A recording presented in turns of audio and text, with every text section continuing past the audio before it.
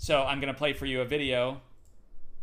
We don't produce enough engineers, we don't produce enough doctors. What we do is produce a bunch of scumbag lawyer lobbyists like Elizabeth Warren. They're not come here and have a discussion about racism. That's right, you're the racist, boy. Racist, racist, racist, racist. Look at the racist. No, police, now. Stop. Get me right back. I want to file charges on it. Sit down on the floor. I'm okay, I'm fine. Drop your umbrella, sir. Don't yell at the guy that threw the punch. That's racism, right there. Right, you're the racist. Racist. That's what you guys do. Violent left! Violent liberal! Racism, liberal fascist. You don't know what racism is. Look at you. You've never experienced it. White privilege is White privilege, living in Barrington, eating your organic food while Elizabeth Warren poisons everyone else, singing your stupid bloody song. Wake up, America. I was just hit in the face with a guy when I called him a racist. That's what's going on, guys. This is how these white privileged white supremacists react. What you just witnessed is how you white supremacists react when you don't want to hear the truth from a dark-skinned Indian guy, the same guy you claim you want to help. Let me read to you what happened since that moment if you don't know what happened. And his name's Shiva, of course. Ayyadurai. How's that? Ayyadurai. Dr. Shiva. And there's this is what happened since that event happened, since that assault, okay? It says, victory for Shiva Ayyadurai. Judge finds assailant guilty of assault and battery and disorderly conduct. It says, Great Barrington, Massachusetts. Today, Judge Paul Vrebel of the District Court of Great Barrington ruled against the assailant of Dr. Shiva on July 22nd, 2018. Defendant Paul Soloway, wearing a white t-shirt emblazoned with, quote, liberal, punched a megaphone into the face of Dr. Shiva because he disagreed with Dr. Ayyadurai's position on racism in America. It says, Soloway was immediately arrested and later arraigned. However, Elizabeth Warren allowed Mr. Soloway back into her town hall and provided VIP treatment along with other members of the press. Mr. Soloway's lawyer was attempting to have the case dismissed. However, Judge Vrebel found Soloway guilty of assault and battery and disorderly conduct. Judge Vrebel allowed Dr. Ayyadurai to make a victim impact statement, which is what I really enjoyed and look forward to discussing with Shiva. And here's the awesome letter that was written. I really like this letter a lot, so let me read that. Yes, Massachusetts. This was August 16th, 2018, so not long back. Thank you. It says, where is it here? All right. Thank you, Honor, for providing me the opportunity to address the court. My statement will be brief. Nearly 48 years ago, my parents, my sister, and I left India to come to America to escape the oppressive caste system of India, where we were considered low-caste untouchables. Excuse me. I grew up in New Jersey in places like Patterson and worked as a kid in Newark. Like every other American kid, I played baseball, mowed lawns, learned the value of hard work. I've also experienced racism and fought racism and discrimination all my life personally and as an activist. Racism, therefore, is neither a vicarious nor theoretical, sorry, the print is in script, theoretical nor a profit-making artistic activity for me.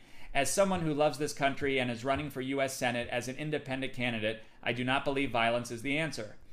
Discourse, speaking to one another, free speech, nonviolent civil disobedience, and protest, what I learned from Gandhi, the great nonviolent leader who MLK emulated himself after, is what leads to truth, real understanding. This is particularly important for us to be reminded of yesterday, August 15th, Your Honor, was the anniversary of the Indian Independence Day. Violence individually, as occurred to me on July 22nd in Charlottesville a year ago, is not the answer. We need discourse and free speech to discuss important issues such as racism as Americans. For far too long, Americans, those discriminating or fight racism, liberal or otherwise, have monopolized that discourse and have no right to use violence to suppress opposing views. The picture of a white man emblazoned with liberal on his t-shirt punching and shoving a megaphone down the throat of a black Indian man because he disagreed with his viewpoint should be a wake-up call. The America my parents and I cherish, and which is my and your beloved home, deserves far better. I leave you, my honor, and the court to render the judgment on the best path forward. That was fantastic. I like the letter a lot. And you can find that information at shivaforsenate.com. All right, everyone, we're going to be good to go here for the interview. That was Shiva. All right, I'd like to welcome Shiva. Can you hear me? Good morning. Yeah, Mike, I can hear you. I don't see video, but I assume that's okay. That's okay. They can see both of us at the same time on the show. Thank you very much for joining this morning. We got the technical difficulties worked out. I just got done, Shiva, reading the audience your awesome letter that you sent back to the judge after the ruling, and that was a very well written letter. Has anything transpired since that moment? You're talking about the debate stage issue, right? I am, yes. Well, the interesting thing is you guys are getting sort of the exclusive. Last night, the counsel for the University of Massachusetts, by the way, the University of Massachusetts is a federally funded state university, which means it's a government institution, which had invited me to what was called the one debate, which had this criteria, which said I had to hit a 15%, I think, visibility threshold. And then there were 3 other debates they didn't even tell us about. It was done in complete collusion with this fake Trumper, call him Dirty Deal, and Elizabeth Warren. Long before the primaries, those were 3 arbitrary criteria debates. We weren't even told about those. So yesterday, we get a very interesting letter from the counsel to the president of the University of Massachusetts saying, oh, we decided to cancel the debate that you were you were conditionally invited to. And we decided to cancel. This is what the funny thing is, my lawyer was saying, after the primary and right before we received your letter. So they didn't want to even acknowledge the fact that our letter precipitated them. So so they have a serious problem because that was a criteria debate, which we should have gotten on anyway. There are 3 other debates that we were not even invited to. Right. So I think our case essentially just got stronger. I think so too. It's hard to get a voice. I know you're running, I believe, as an independent, and it's hard to have a voice, but you've certainly made an impact. And your holistic approach, that I pointed everyone to your website, the approach you take, I really enjoyed, and I went through some of the details earlier with the audience, but a couple of things I want to discuss with you are starting with, what do you feel is your definition of what you're trying to accomplish in making your constituency, your Massachusetts, great again? What is your version of that? How do you see the definition, the way we describe MAGA as a group? Yeah, I think it's a great question. Look, when Donald Trump ran for office, he wasn't a Republican or a Democrat. Let's be honest. He hijacked the Republican Party. They didn't expect it. Trump is Trump. You know, Mike Closer is Mike Closer. Shiva Ayyadurai, Shiva Ayyadurai. Each one of us are an individual human being. When you look at the Constitution, the people who framed it, it was done on the notion that there was a concept of a creator and natural laws. And if you read it carefully, you know, they probably all had different definitions of what God was, but the notion was that I, as an individual, as an independent individual, should have no barriers to connect with my creator. That was at the sort of the core spiritual foundational level. And government wasn't supposed to be in that way. Other human beings weren't supposed to oppress others. But we as an individual should take full responsibility for our lives, be independent, and connect with our creator. And everything we did on this earth, whatever vocation we took, was a reflection of that. That was, in my view, the foundational argument of the entire Constitution and the Declaration of Independence. And by the way, Massachusetts, to your question, Mike, was in many ways a cradle of the American Revolution. Yes. And it's not called the Declaration of the Democratic Party and the Republican Party. It's called the Declaration of Independence. So our campaign, running as an independent, we gave the Republicans an opportunity, but there are no Republicans in Massachusetts. It's all Democrats with, you know, a little irrelevant wing called the Mass GOP, which essentially serves the Democratic Party. So we went independent. 60% of Massachusetts is independent. Most of us as Americans think independently. And the focus of our campaign is, if you think independently, now act independent on all these issues. Use your brain, use your rational God-given talents. So at the core of our, you know, movement here in Massachusetts is, you know, you think independently, now act independently, declare your independence. And as a part of that, we've sort of built 3 pillars, Mike. One is, we need to really have clean government and safety. They sort of go hand in hand. So the way I look at it, Mike, is that if you look at anything in nature, and I'm a biologist, and I think natural law follows how God or nature put all of this together, and it was always based on the notion you start with safety and food. If you think about it, when a child, when an infant is in the womb, there's 2 things that is provided to that creature, that growing human being. One is safety and security, and the other is food, right? Nourishment. Sure. Those are the foundations. Before we even start talking about jobs and healthcare and immigration and all of that, we need to talk about safety and security and food safety, food equality for all. So that's sort of the foundation of what we're pushing here in Massachusetts, Mike. And I can talk more about that.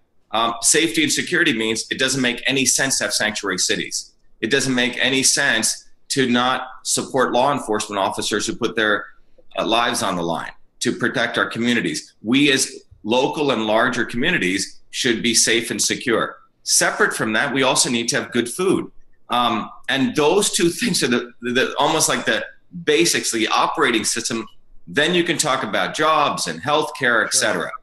So those are the things that we're really pushing in Massachusetts. For example, Elizabeth Warren, Mike, voted for the Monsanto Protection Act. Yes. Monsanto single-handedly is a company that's destroyed the food supply, and not only in this country, but in the world. And Elizabeth Warren doesn't support law enforcement. She supports sanctuary cities. She believes in open borders. She doesn't believe in the foundational elements of what it takes to govern a civil society.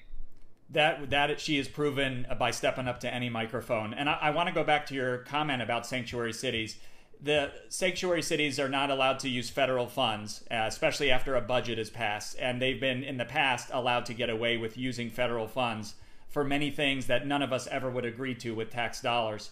And the basis for what they have, in other words, they step up and they say, we want sanctuary cities. And what does it provide? It provides a safe cradle for all things that are un-American and antithetical to what we all believe and our founding fathers put in place. So with that said, and I guess you haven't had this chance in an upcoming debate yet to actually have this battle with Elizabeth Warren, but do you have that opportunity coming up? Is that going to happen? Well, look, you're talking about the debate. Look, here's the deal. If you look at our social media and what we've been doing, we're the ones who really made the battle against Warren interesting. You know, the entire Real Indian, Fake Indian campaign is the one that's taken by wildfire, and neither the Republicans or the Democrats know what to do with it. So concerning the debate, they are so afraid because of the strength of that campaign, Mike, to put us on the debate stage. Because if it's me versus Warren and her toy boy Diehl, it's going to be no match. And I say that with all humility and without hyperbole, because you're looking at people who've never, ever really had to face challenge, neither of these parties. That's how they collude. And I keep saying in Massachusetts, in particular, it's not you have two choices. You have actually one choice. And that one choice is a two-party system. And I think we have a huge historic opportunity in Massachusetts to bust it up. Why? 60% of the voters in Massachusetts, Mike, are independents. Only 40% are Democrats and Republicans. And so getting on the debate stage, whether you like me or not, whether you are Republican or Democrat or independent, doesn't matter. But I think the goal of getting on the stage and the fight for that, I think everyone should support, no matter where you are on the political spectrum. So I would really urge, all your audience out there to, we're going to publish today or tomorrow. There's another video of my dad coming up, basically asking everyone, we're going to give the number of a few numbers, and we want people to pummel those people with phone calls, demanding that we be allowed on the debate stage. We will do that. We played the last video of your father. I think that was a few days ago when he was waiting to be seen. He was waiting, I believe, in the lobby. Well, he has another video where he has a really cool slogan where he says, "Give me debate or give me death." I really think a couple unique things are happening during the election that tend to work better these days. Are some of the smaller town halls are gaining a lot more interest. You take a vote prior to the town hall and one after if anyone was swayed. The issue with dealing with a lot of the liberal, I call them opposition media, and B, just liberals in general, is they're unwilling to talk any conversation based on fact.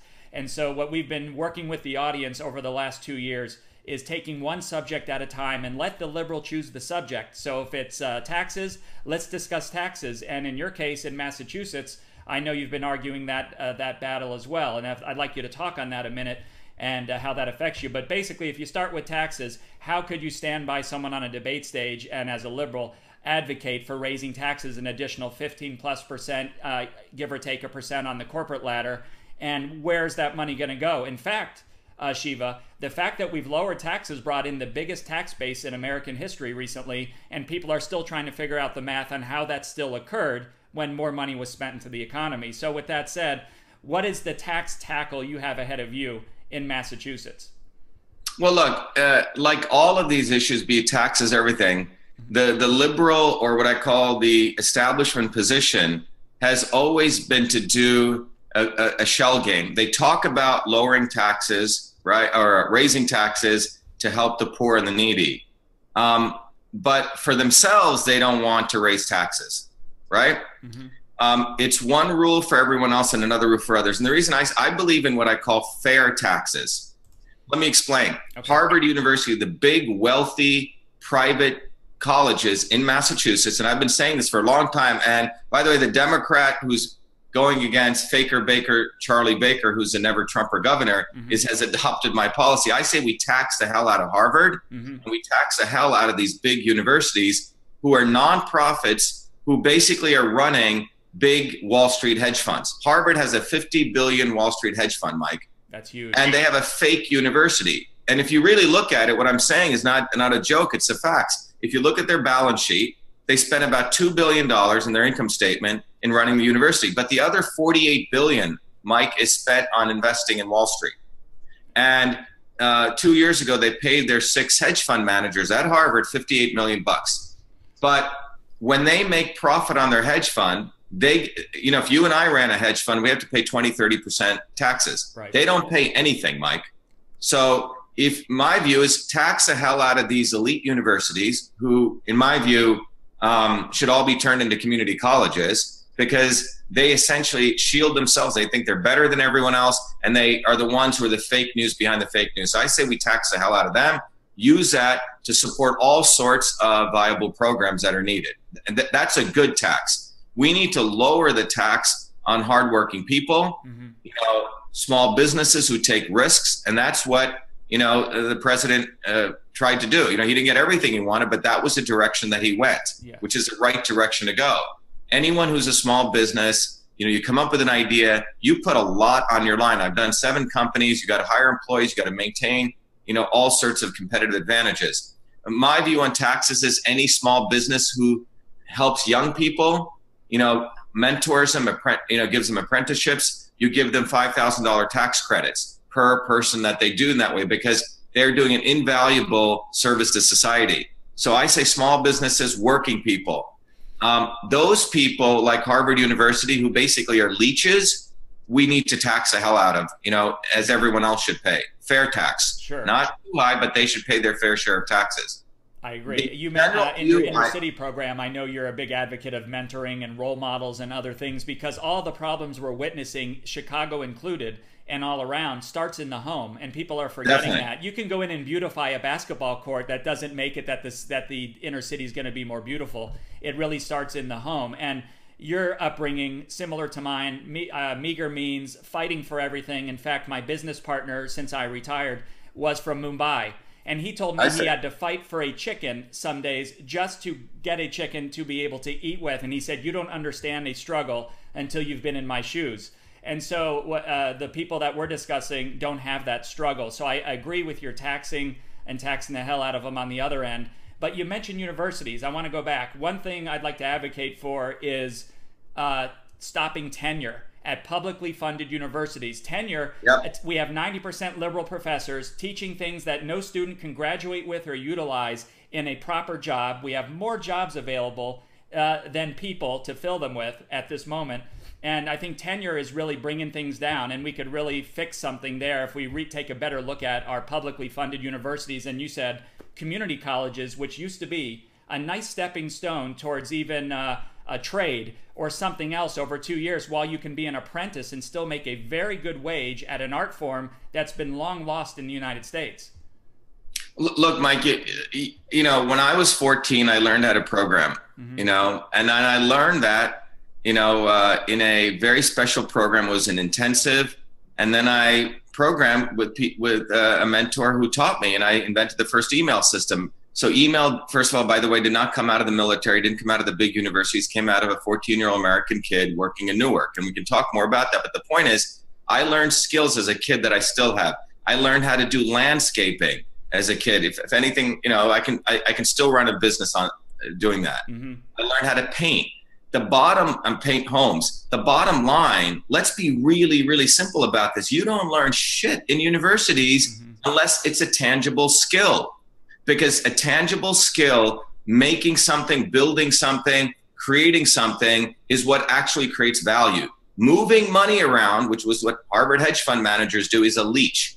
So what we've fundamentally done is we have created two sets of leeches in this country. The hedge fund guys like at Harvard, and then what I call the lumpen proletariat, who are not even working people. So many of the DSA people, the liberals, the lefties, they don't even know what Marx said, by the way. He talked about working people actually work. He had another term for non-working people, Mike, who are lumpen. And that's who they support, which means the other set of people, gang members, people who live off welfare, people who rig and take advantage of the system.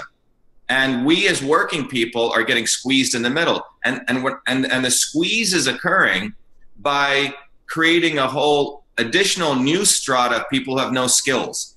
So, and that is being perpetrated by the elite universities. And by the way, Mike, most of these elite universities should be turned into community colleges because they're federally funded. Harvard gets about $1 billion in federal funds. Think about that. So why should they get the cover of a private university?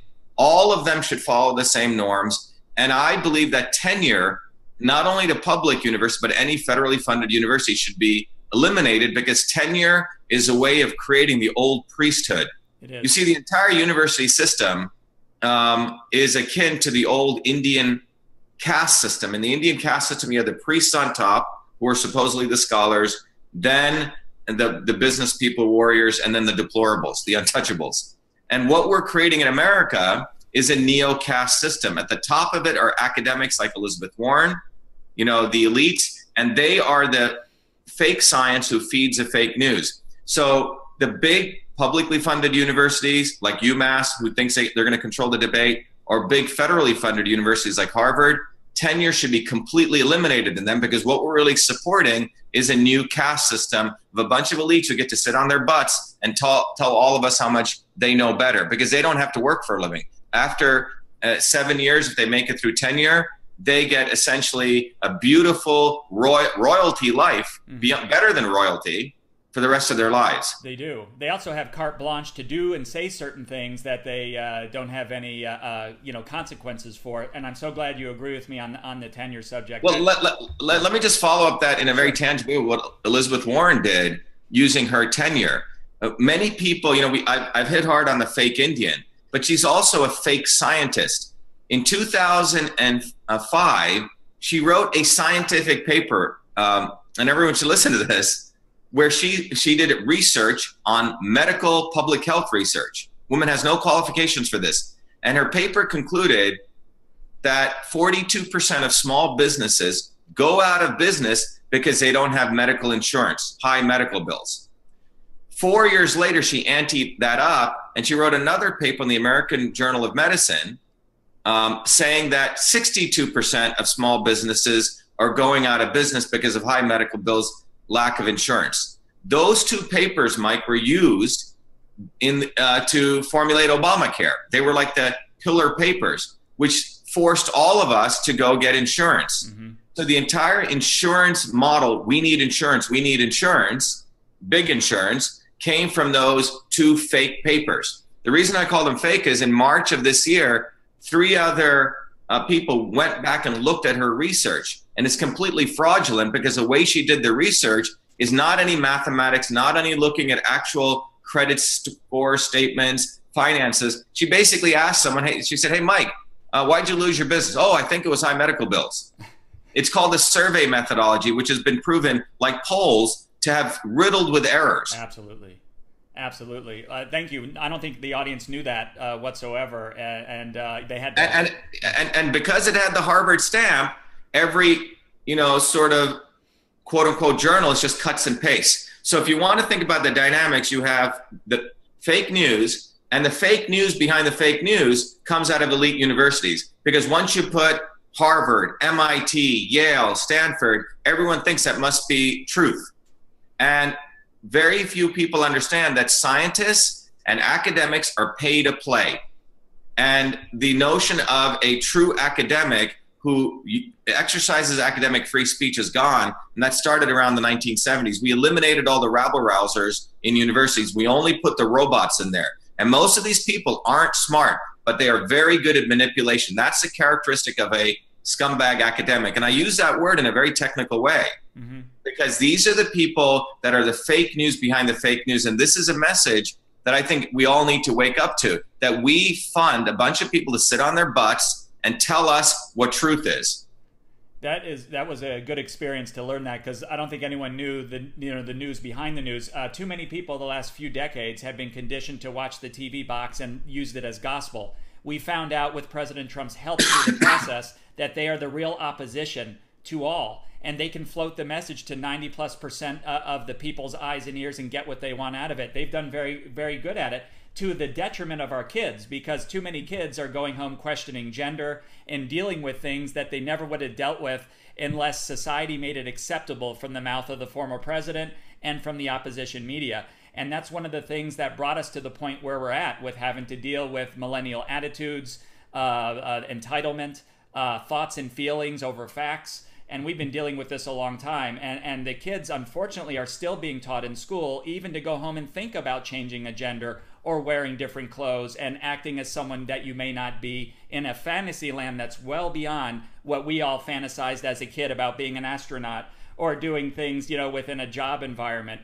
And are you seeing that impact also in Massachusetts in a way through the education system? Yeah, I mean, look, both of these political parties, and by the way, we should really emphasize that political parties, both of them, work hand in hand to distract us from big, big issues, right? The issue of gay rights, the issue of transgender issues, right? They affect less than 3% of the population. Yep. It's a small percent of the population. Yet we don't give the same equal emphasis on how our food or Monsanto pollutes our food. We don't talk about the violation of free speech, how Google, Facebook, these companies are completely taking over the communication pathway between me and you, right?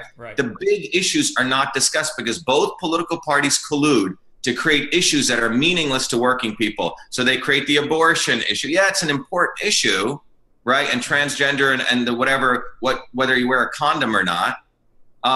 And then you have issues like raise and lowering taxes. Yes, that's an issue, but we leave out big, big issues, Mike, frankly. They have like 4 issues and then they split all of us up, and it's never about bringing us together against big issues. There are transpartisanship issues, right? So they rather talk about transgender issues than transpartisanship issues, which means issues that bring us together. The notion of, hey, Google and Facebook own all communications on this planet right now. That's an issue that all of us should be concerned about.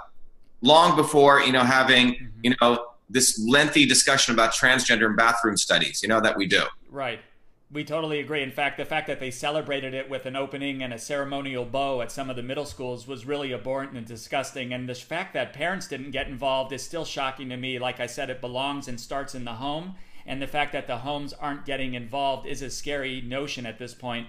I have a grown child, so he's in his mid-20s, so it's beyond the years that I'm dealing with. But still, a lot of people are dealing with this today. And well, one of the things, Mike, many years ago when I used to teach a class, we had a bunch of students. And it was a great class. It was the most highly attended elective. We used to look at large-scale systems, and students would do these very cool integrative understanding of systems. And one of the things we looked at was, you talk about the home, about people graduating high school in inner cities. It turns out no matter how horrible an inner city is, gunshots going off everywhere, the home where there was a mentor or a family member who really loved that child, no matter what was going on, those children had a huge probability of making it and going through high school and college. So what you say is absolutely true. Everything starts in the home, loving parents, then you have caring teachers, and then mentors. And that's where everything takes place: safety, security, nourishment, innovation. And I can speak to that, from my own personal experience. Sure. In fact, you use a term, I believe, called, one of your quotes is "be the light." And maybe if you want to discuss that in your terminology that you have on the website as well, go ahead and discuss that part. Yeah, we have the website shivaforsenate.com, which is my Senate site. But on my personal website, I say, know the truth, be the light, and find your way. Right. And that's the whole notion of independence that, I think all the great spiritual teachings always emphasized us recognizing that we are a spark of the divine, and that's a big, by the way, responsibility to take on, because now it means that you're a co-creator with whatever you believe to be God as, right? Or spirit. So that means you have a responsibility to be, to be righteous, to stand up, to fight for truth. And that's what be the light means. So we say, know the truth, be the light, and find your way, which means go within and forget all the news media, forget all the academics, all the experts, because truth is truth is truth. And most truth is quite simple, and it can be found as you observe nature and you, look at things in quiet solitude. And that's my personal experience. And I think all the great discoveries that we, have around us always came from that position of you take control of your own life. Obviously you build community with people that, enjoy being with, but ultimately it comes down to you sitting in quiet silence with your creator. And that's what be the light means.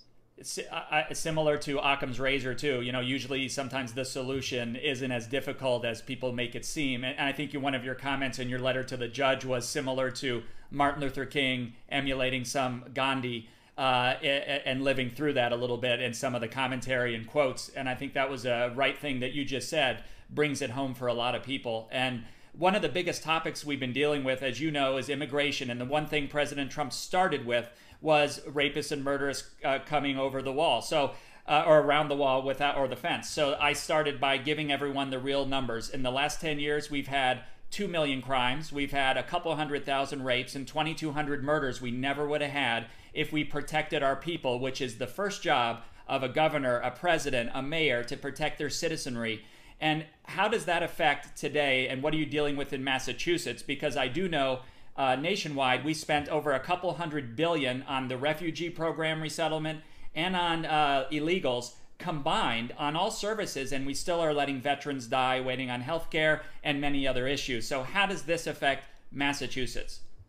Well, you got to understand, people like Elizabeth Warren, and again, the Democrats and Republicans work together on this. They rather treat illegal immigrants better than our veterans. That's sort of their operating system framework, because those illegal immigrants, when you really think about it, and that's what Trump is trying to resolve. The Congress, be it local or national or state, does not want to solve the illegal immigration issue. Why? Because for one party, it gives them votes, and for the other party, for both, it gives them profit, right? Lower wages, higher profits. That's what's fundamentally going on. That's what's so they don't want to solve the illegal immigration issue. It profits the politicians. And so we got to understand that the only people who really care about illegal immigration are you and I. They don't care about this at a fundamental level because it's an issue that they frankly do not want to resolve, or they would have resolved it. So in Massachusetts, you have MS-13, you have gangs. In fact, I invited Elizabeth Warren to let's have some non-GMO coffee and let's talk about your support for MS-13. By the way, don't bring any of the gang members. So Elizabeth Warren and the liberal elite, say one thing for themselves, but around their homes, they have nice fences and walls, Mike, right? Yes. If you look back at what you were saying about safety and security, every human cell in the body, we have 10 trillion cells, has a membrane around it. And that membrane nature created so it could watch what goes in and out. This is a fundamental thing to having borders and security. The concept of sanctuary cities is almost letting a virus into your system, right? That's the way I view it, in a very natural way. And Elizabeth Warren supports that because that gives them votes. We all know there's a lot of fraudulent voting that takes place. You don't even need your ID to go vote in Massachusetts. Right. I don't know how it is in other states. I go to vote, they just say, oh, where do you live? I could make up any address that I want. So the entire infrastructure is moving towards an environment where you take away the borders for you and I, but by the way, they have nice borders around their homes. Yes. They do. In fact, I described it similar to yours. I said it's a metastasized cancer as it continues to grow. Groups like Acorn, groups like La Raza advocate and fund the opportunity to make sure these illegals get to the places you can vote without ID, just to walk in and hit the button, so to speak. And I know that's affecting many states in our union, probably at least 40 some of them. And as you know, they didn't even want to participate in turning over their voter information so we could actually all take the time to go through it. Because, for example, Shiva, in Australia, if you don't vote, you pay a fine. So they get a high 90 percentile of people voting. Now, I'm not advocating that it must be the law, but wouldn't you want to do your part and be part of the process to vote? And having term limits in the Senate is going to be a big part of that. But if the senators are voting on their own term limits and pay raises, that's going to hold back a lot of opportunity for the American people to have that final say, don't you think? Yeah, definitely. I mean, the Supreme Court, for example, ruled against term limits. I don't know if you know that, Mike. Yes. Because they have no term limits, right? Right. It's the fox watching the henhouse. It does, yeah. The founders never put forward concept of term limits because they had no idea that someone would want to do this as for life. Mm-hmm. John McCain was in there for 42 years. Yes. Think about it. The notion was you had a job. Washington was a farmer, a businessman, a surveyor. They served and they were so happy to go back to their jobs, frankly, because they had them. Yes. These guys don't have jobs, so they don't want term limits. Right, and they don't relate. That's fundamentally what's going on, Mike. Yeah. We need to go back to the concept of the citizen, who serves and goes back. And that's what Trump did. Mm-hmm. And so we're sort of Trump 2.0 here in Massachusetts, because what Trump did was, batter a wall to inspire people like me to run. I don't need to be doing this. Everyone, all my friends, my family, like, why are you doing this? Right. But they know who I am, so they're very supportive. But I don't need to do this, Mike. Right. And President Trump is the great disruptor and interrupter, and he stopped business as usual, of many things, and it's freaking people out. And that is what you see as the aftermath on the TV box that a lot of people are ignoring more than ever before. The last subject I want to touch on a little bit are the veterans. So we know that 1% protect 99% of us, and they do it around the world. They do it in many forms. And there are many easy solutions that should have been solved already. Of course, the VA and many other things. And I know President Trump's been advocating for it, pushing for it, making it a little bit better each and every month. But there are some better things we could have and should have done as a country that we owed, starting way back in Vietnam, where we didn't treat certain people very well when they returned. And so I want to toss out an idea to you, let you and tell me what you think. But right now, I gave you the numbers of what we waste on illegal immigration and what we waste on the refugee program. Because right now, if we would have paused our refugee program temporarily and stopped the illegal entry temporarily and taken care of ourselves and our infrastructure, you put your oxygen mask on first, you can help others when you're done. But we never took that pause after 9/11, and because of that, we're in this pickle today. So here's what I'm asking for out there, is to use that money to, make sure that veterans never pay a tax again. So veterans should be tax-free, and we can afford it based on how the numbers lay out. They should not pay taxes. Second, beyond that, I think we should give them the jobs of the TSA and protect our airports, our ports, our bus stations and train stations with veterans. If we do that in the best way, we're going to feel protected. We'll have the heartbeat of America in the places in which we travel. And I think it will, you know how it is, Shiva, you travel a lot. Every airport experience is different, but if you go to other countries, they're very adamant about how it works, and we need to make the changes here. So that's the least of our worries when we travel for vacation or for business. Yeah, Mike, I think you're hitting on that core issue that we talked about at the beginning of this call, safety and security. Mm-hmm. That's like foundational to any organization. And I think philosophically what you say makes a lot of sense, because the veterans already risk their lives for this country, to keep us safe and secure. The concept that you're saying, to use them in the TSA model, because a lot of those people, I don't know all of them, but I would tell you that the veterans probably would truly be concerned of our safety in a very deep way. Mm-hmm. So I think that model makes sense. I love the concept of not taxing them, because I think they deserve that at least, right? These people risk their lives for this country. Mm-hmm. The other thing, Mike, is with veterans is a lot of them have immense knowledge, of all sorts of things. a lot of young people don't even understand what took place in Vietnam. It's a war that should never be forgotten. True. I would also say many of those people should be provided a vehicle to participate in mentoring and apprenticeships or teaching, because many of them share a wealth of knowledge. You know, when I was growing up, my sixth grade teacher, Mr. Roth, you know, saw the bomb drop on Hiroshima. Mm-hmm. You know, and the stories he'd share with us really made that war and what took place much more real than just reading it in a history book. Mm-hmm. So we still have a whole bunch of people who've seen a lot of horror, a lot of things in their lives, and they carry that with them. And for them, it'll be very healing to be able to share that with young people. And I think for young people, it'll provide them a huge opportunity to really understand what took place, that there were actual people who were fighting.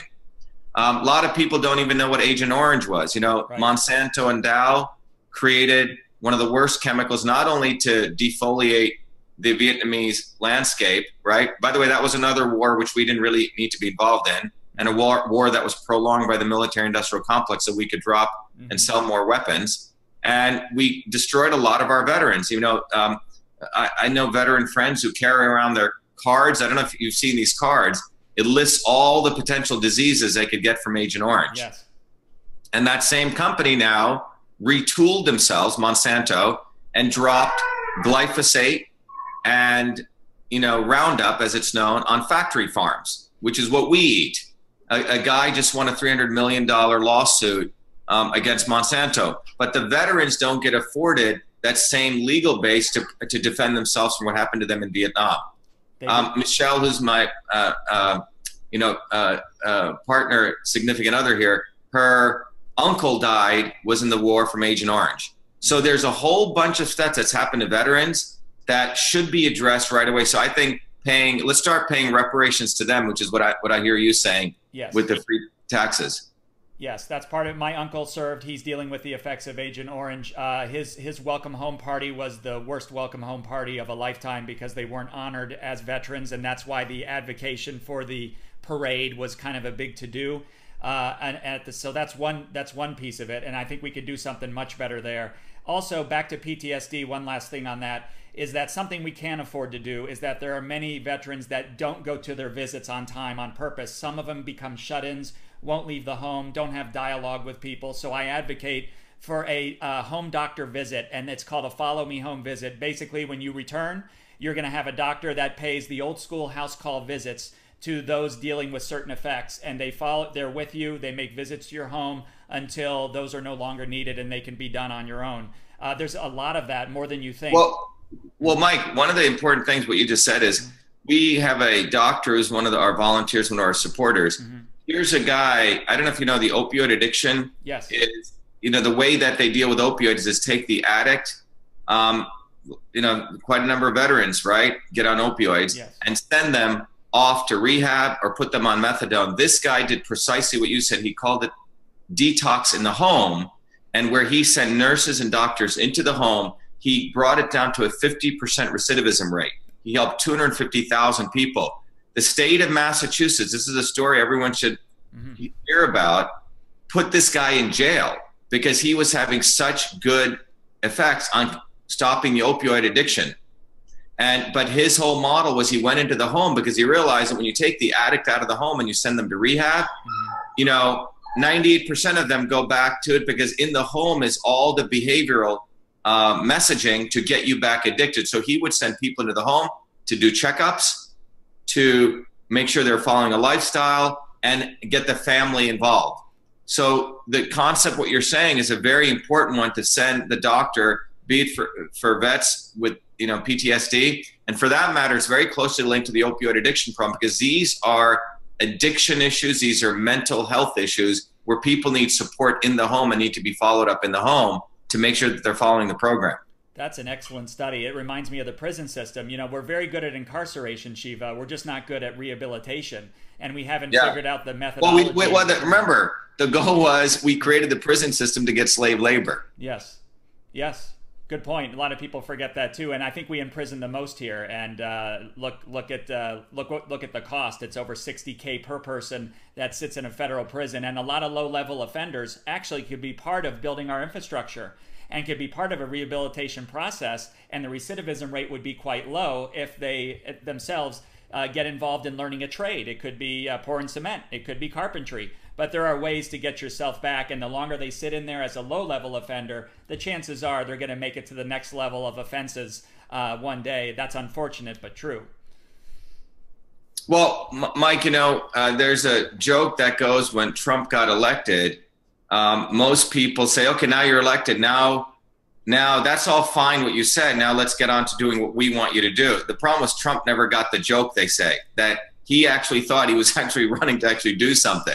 Right. So the swamp, I say Massachusetts or Harvard and these big universities in Massachusetts are the sewer that feeds the swamp in DC. So you've got to, you know, if we really think about it, all the things that we talk about, that we've talked about today, mean nothing unless we build a movement, because that's where movements are ultimately things that change the world, not even politicians or, you know, the electoral process. And what we're doing in Massachusetts is developing as a part, you know, as a next step in what the president did or Donald Trump did, to build a movement here to really go after the establishment, because the establishment is one in Massachusetts. I don't know if you saw this great drawing that Ben Garrison did. I don't know if you can see it. Yes, I posted it. I did post it for you. Yes. And it pretty much says it all, right? Does. And it's Harvard, the sewer that feeds the swamp, because that's where they create. And you have this picture of this dirty Diehl guy with Warren.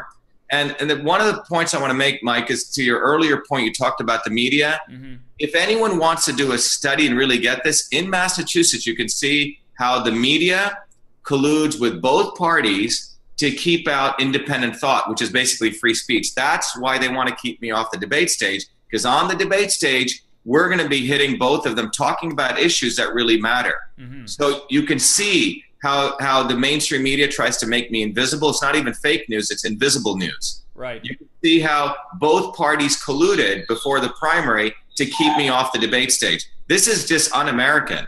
It is, and it's the same as what Google's doing and social media is doing to conservatives and many others. And you know, I equivalated it to the sewer last week, and I told everyone, I go, we did drain the swamp, but when you get to the sewer, just like your own sewer drain pipes in your house, it is the murkiest, dirtiest, most disgusting stuff that you don't want to handle without gloves. And we're at that point now, and it's the dirtiest of the dirty to get unplugged.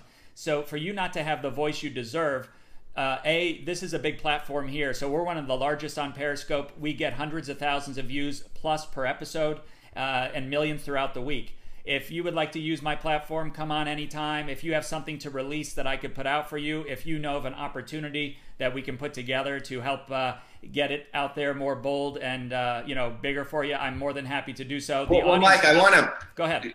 Start with one message. With this diagram here, yeah. One of the things I want to tell people is what's going on. We know our path to victory. Nearly 14 to 20% of Democrats don't even like Warren. This guy, Dirty Diehl, his name is Jeff Diehl. Mm-hmm. I want to point out three things that everyone who's MAGA should get. What the Massachusetts swamp is doing is they're into a new type of innovation. It's called a fake Trumper. In Massachusetts, 800,000 independents voted for Trump. Think about that now. 1 million people voted for Trump. 800,000 were I's, independents. Only 20% were R's. And the people who voted for President Trump were not supporting the Massachusetts GOP. They were anti-establishment. Sure. What the establishment has created is this guy called Dirty Diehl, who's a failed sign salesman, state rep, couldn't even win a state Senate seat. Here's the background on this guy. He faked a Photoshop picture with President Trump to act as though he was a Trumper. Mm-hmm. He endorsed Charlie Baker after the primaries, after he got on the ticket. Mm-hmm. Okay? Charlie Baker is a never Trumper who told everyone in Massachusetts not to vote for Trump. This guy endorsed him. His campaign is run by a Saudi lobbyist, and you can look it up. Mm-hmm. Holly Robichaud lobbied against 9/11 victims' families. Wow. And the third most important, probably the fourth most important thing is The mainstream media, Elizabeth Warren and the mainstream media calls him the Massachusetts Trump chairman. It's an absolute big lie.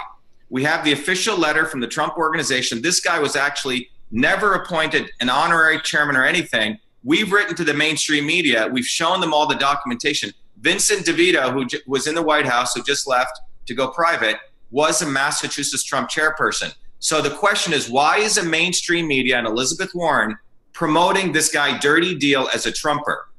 And that's being promoted by even this a fake Trumper talk show host, Howie Carr. He gets paid by Dirty Deal. What we're witnessing in Massachusetts, you're looking at the real Trump loyalists. But the mainstream media and Elizabeth Warren, the fake Indian and the fake news, is promoting Dirty Deal to mislead the real Trump loyalists, the MAGA people, back into the establishment MAGOP. This is probably the biggest news, Mike, that you need to get out to your base. And we need to expose this guy Dirty Deal. He's a controlled opposition. He was set up by Charlie Baker, so next year he gets to run for lieutenant governor. He has no intention of winning. The goal is we can win if those 800,000 people come out and vote for us, Mike, but they're being misled by a fake Indian and fake news using this toy boy Dirty Deal. That's very educational for the group that didn't know some of the inside pieces and parts of that machine there, because the dose we get of that is not the story you just told, which is... He was not the Trump chairperson. That's the big, big lie. That's the lie. Not the Trump chairperson. Not the Trump chairperson. He endorsed Never Trump or Charlie Baker. He's run by a Saudi lobbyist. He has no pictures with Trump, so he photoshopped a picture. We had a forensics lab look at it. There's 3 hands of the president in the picture. Complete ruse. So we got to get the word out to all the Trumpers in Massachusetts that they're being misled by a fake Trumper. That's important. You actually have some great support outside of your state that you may not even know about yet. A lot of them reach out to me saying, you got to meet with Shiva, you got to have him on. And I loved your approach. I like how you describe things. I like understanding where you came from, because it makes you stronger of what you're trying to accomplish. And not getting on the debate stage is wrong. And we got to figure out you have very little time left. We got to raise help. One of the ways people can help is, if people have seen, we have these magnetic signs that says, Shiva, only the real Indian can defeat the fake Indian. Yes. When we put these up, Mike, we put it up on our bus. The city of Cambridge said I had to take it down. The building inspector, we sued them in federal court. We won. So we're fighters. Everyone, I think, on your watching is a fighter. I'm a fighter. You're a fighter. Yes. One way people can help is we have magnetic signs of these. Yes. And get as many as you want, even if you're outside of Massachusetts, and put them on your car. I think there's like, I think it's like less than $20 online. If people want to come to my home, I'll give them to you for free. Okay. But we want to get thousands out there, because you basically weaponize your car. And this is really an invitation to have a real political discussion, because it exposes Warren as a real racist. It brings about all the things we've talked about here. It's a great meme. Only a real Indian can defeat the fake Indian. It is a great meme. There are some people that watch my show, I know, that are in your state. And again, if you can get some of these, we'll make sure to broadcast it over our show and point you to, you can go to shivaforsenate.com as well to get more of the details about the platform, his approach to everything, upcoming events, and many other things, which I appreciate. Why don't you end the discussion and just kind of let the people know what's up and coming for you, what we need to do most to support you, to A, get you on that stage, or B, at least get you even, I want this to be a national topic, because everyone's making their local race a national topic, and I think yours has the best ability to be the national topic, not the Texas one. The Texas one should work itself out on its own, because Texas should always be red, and chances are Cruz will pull that out. I think yours should get that kind of opportunity here. So go ahead and give the last few words of letting the people know how we could help the most. I think the best way people can help, Mike, is first of all, go to shivaforsenate.com. If you know anyone in Massachusetts, or you are from Massachusetts, you can send an email right to me, shiva@shivaforsenate.com. Put a lawn sign on your home. It's unbelievably valuable. We have small lawn signs, 2x4, and we call them totem poles, where we have, this, only the real Indian, and you can get, and we'll literally come there and install it for you. We make it really easy. That's number one. Number two thing people can do, as I mentioned, is to get the magnetic signs. But all of you, if you know people in Massachusetts, let them know that Dirty Jeff Diehl is not a Trumper. He betrayed the president. He, by the way, went in and stole his data. He was thrown out of the office. We have a fake Trumper. We have a Judas. We have a snake in the midst, and we need to expose that so they don't get misled. And that's our path to victory, Mike. So the order of the day is help, lawn signs, magnetic signs, get the word out. But the message really needs to be to break anyone who's being misled by the fake Indian and the fake news, fake Trumper. That's what needs to get out there, Mike. Anyone should put it on social media. And I think the hashtag that you guys can help us with is hashtag Let Shiva Debate. I've seen it organically come out. And the other hashtag is Occupy Warren. My dad is doing this on his own, yes. Independent of me. He just believes it's a major act of corruption. He's doing it on his own, independent of the campaign, in fact. So there's another video I just got, which I'm going to be putting up. Okay. But anyone who have people in Massachusetts, I think my dad is doing, going on his own there. If he goes there and I tweet out, people should join him in Warren's office and support him. Absolutely, they should. They enjoyed the last video too, and I'm glad he's doing that. And what you said, I like what you said. There's ways to get involved. Social media has been a powerful tool, and sometimes it works in the opposite, favor. But we certainly can use those hashtags. Our hashtag is Closer Nation, capital C, capital N, and we get thousands of uses per hour of people using it. So what we're going to do is we're going to push that out after the show. We're going to go after what you mentioned regarding Dirty Diehl. And on top of that, those of you that want to contact, please go on the website, again, shivaforsenate.com. And I look forward to having you back on again. If you know of an upcoming event you need me to promote, get the word out, send me a note. I'll be glad to speak about it for you. Thanks, Mike. And it's an honor to have you on the show. I can tell the audience was thrilled to have you, so thank you very much for coming on. And I apologize for the technical difficulties. No worries. We'll do it again, Mike. Thank you. Thanks, everyone. Thank you to Debbie Pepe, by the way, for connecting us. Absolutely. I'll thank her as well. Thank you. Okay. Take bye-bye. care. All right. Bye-bye. Bye.